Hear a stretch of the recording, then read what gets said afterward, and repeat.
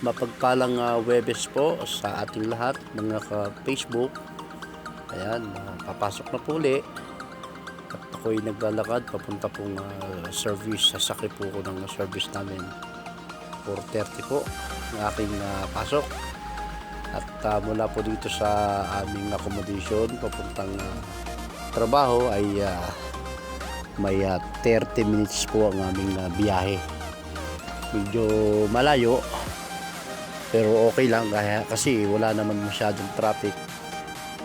Ayan, nakikita nyo tuloy-tuloy yung aming biyahe.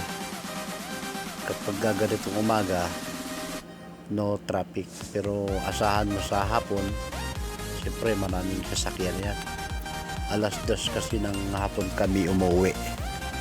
So ayan guys, at ang buhay ng OFW na katulad ko, siyempre pagkaka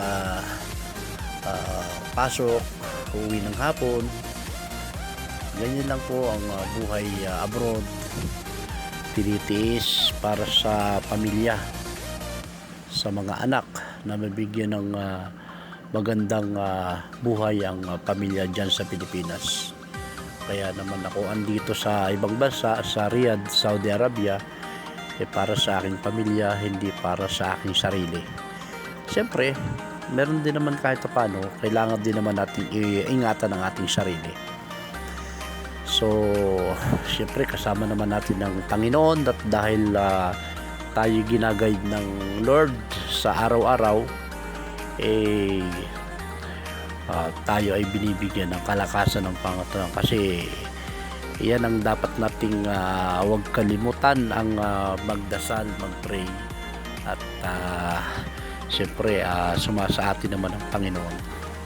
So ayan guys, andito na ako sa aming company. Ayan, kita nyo naman, at medyo antok pa nga ako Ayan, ito po yung company namin, nakikita nyo.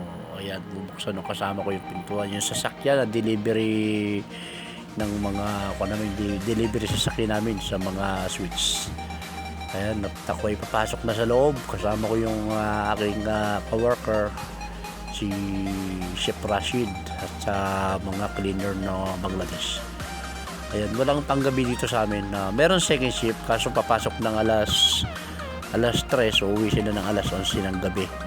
Kaya sa gabi, siyempre sarado lahat, pinapatay ang ilaw. Ayan. So guys, paki-follow naman sa page ko, kay Alan B Vlog. At ako'y papasok na sa work. Salamat po sa inyong kaya konting oras na konting minutong tagwat sa aking video. Thanks for watching guys. God bless to everyone. Thank you. Bye bye.